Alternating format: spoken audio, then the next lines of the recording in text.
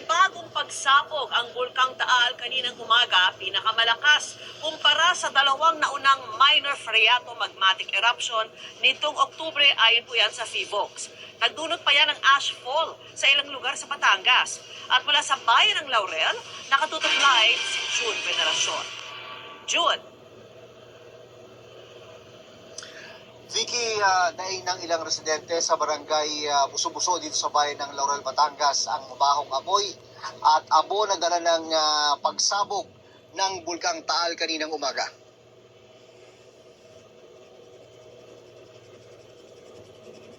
Makapanindig balahibo ang nahuli cam sa CCTV camera ng Talisay, Batangas LGU na aktual na pagsabog ng Taal Volcano bago mag-alas 6 kaninang umaga.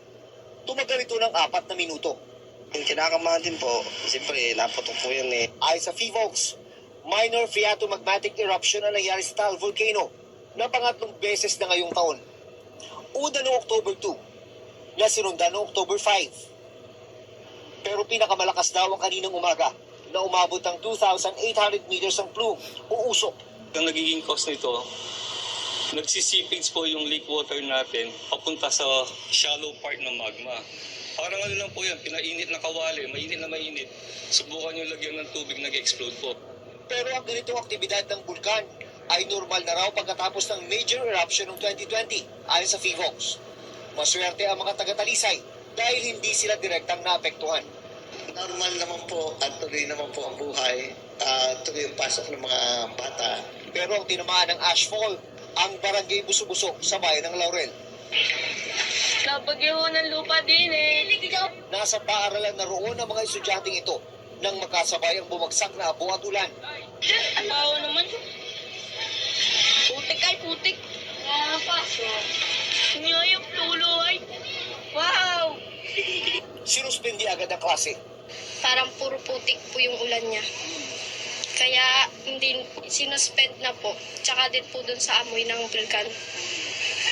Yun lang po. Opo, masakit po sa ulo. Ang ilang residente naman, nanatili muna sa loob ng kanilang bahay. Nandito lang po sa loob. Hindi na po pinalabas at po inahapo po yung bata. Pinapayuhan ng PHIVOLCS sa mga residente na magsuot ng face mask bilang panlaban sa abo at mabahong amoy mula sa binugang sulfur dioxide ng bulkan. Usually po, ang pinatamahan dyan yung may mga respiratory problem. May mga hika, then sensitive din po dyan mga buntis, yung mga matatanda. Bukod sa Laurel, ayon sa PHIVOLCS, nagka-ashfall din sa barangay poblasyon sa Agoncillo. Kanya-kanyang linis ng bubong ang mga residente. Pagka sa pinaplano namin ito, mabubulok ko ang hero. So kaya kailangan linisin talaga. Kaya kailangan, linisin po namin. Makapal po kanina.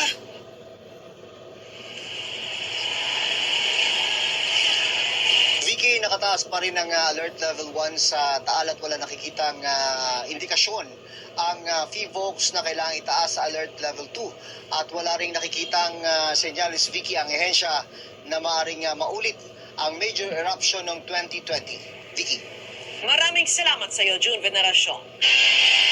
Sa gitna ng kinakaharap na reklamong qualified Good day, I'm Rosan Martires RC and ABBS 15.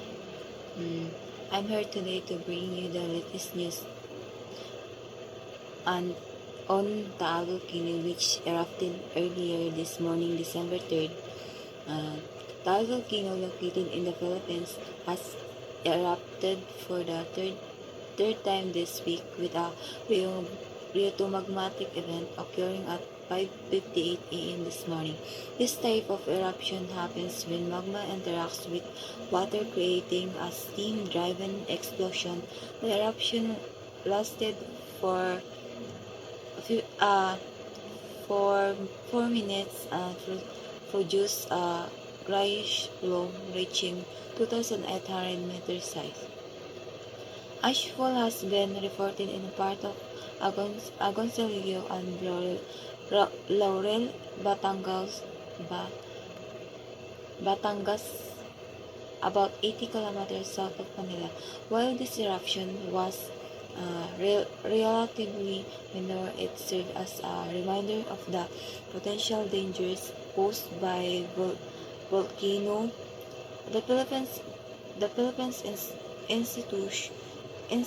Institute of Volcanology and Seismology has been closely monitoring Taal volcano due to increased unrest in recent weeks. Despite the recent eruption, Philvox has stated that there is a low likelihood of it escalating into a major magmatic event.